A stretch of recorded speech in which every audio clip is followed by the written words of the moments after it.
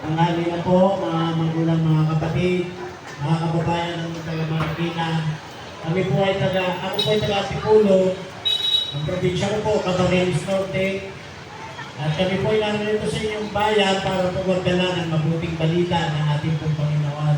Kasi po, ang ating pong kalagayan sa mga huling araw ay lumabatpat po ng maraming panganib, kaguluhan, nagkakaroon po tayo ng mga sari-saring mga isipin, at hindi po yan may dadahilan para hindi na tayo makalapit sa ating Panginoon.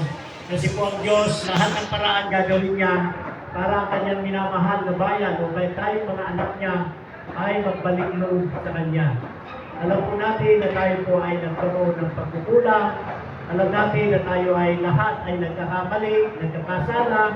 Pero nais ng Panginoon ang bawat isa sa atin ay maunawaan ang kanyang kalooban. At ang kalooban po ng Panginoon, ang tayo po ay mapanumbalik sa kanyang presensya, sa kanyang pong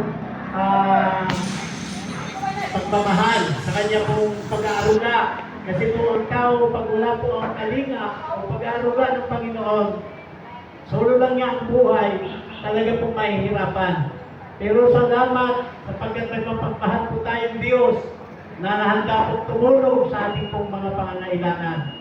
Naalala ko po ang kasulatan sa aklat po ng Pahayag, Kapitulo 1, talatang 3, ang sabi po doon, mapalad ang bumabasa, ang nakikinig, at tumutupad ng mga salita ng hula sapagkat ang panahon ay malapit na. Purihin po ang salita ng Diyos, pagpalain niya ito, buksan niya ang ating mga pakunawa, ang ating mga pandinig, ang ating puso, para malaman po natin ang napakagandang plano, layunin ng Diyos kung bakit siya nagkatawang tao para tayo po ay matubos sa ating pong mga pagkakasala. Alam po natin ang ating pong pagkatao ay nakulapulan po ng tinatawag na kasalanan.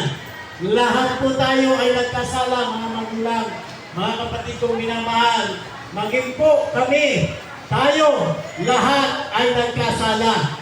Pero dahil po sa biyaya ng Diyos, kami po ay naka-alis o tinatawag na natanggap ang biyayang ito ng Panginoon nung bigyan po niya tayo ng pagkakataon na kumilala at sumampalataya sa kanyang ginawa.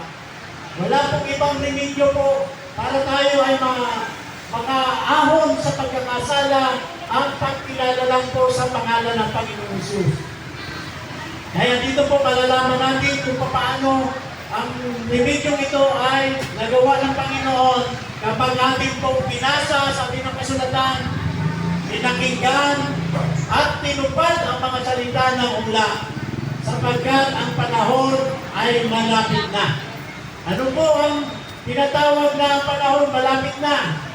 Sabi ng kasulatan sa ikalawang Timoteo chapter 3 verse 1 hanggang 5, ang sabi doon, datapwat alamin mo ito, sa mga huling araw, darating ang panahong mapanganib. Ang tao ay magiging maibigin sa kanyang sarili, maibigin sa salapi, magiging mayayabang, mapagtungayaw, mga suwail sa magulang, mga palabintangin, magiging matitigas ang ulo, at mahilig sa kalayawan kaysa maibigin sa Diyos. May anyo ng kabanalan, pero tinanggihan ang kapangyarihan ito. Ang sabi ng kasulatan, ito po ay kahayagan na nasa mga huling araw na. Kaya mga kapatid kong minamahal, ang sabi ng Panginoong Jesus, aklat po ng Matthew chapter 24, verse 4, ipinakita po doon na sa mga huling araw, sabi doon, kailan darating ang mga panahon na malapit na ang huling araw. Ang sabi ng Panginoon sa kanyang mga gagal, makikita mo, ipinakita niya na ang mga palatandaan, ang magkakaroon daw ng mga digmaan, magkakaroon ng mga lindol, magkakaroon ng kagutom, at ipangangaral ang mga salita ng Diyos, yung pinatawag na Ebanghelyo sa lahat ng lugar. At ito na nga po, kaya po kami narito upang ipahayag nga po ang salita ng Diyos.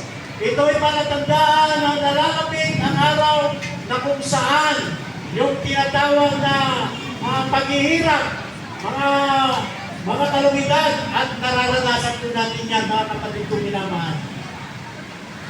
Kapag po dumarating matinding ulan, tayo po ay nababahala. Tayo po ay natatakot sapagkat mayroon na namang darating na tinatawag na baha. Ito po isang mga palatandaan na mayroon pong mga sitwasyon na hindi po natin kaya. Hindi po natin kayang harapin. Yung mga matinding mga pagsabok o tinatawag na dagok sa buhay, mga kalamidad, kailangan po natin dito may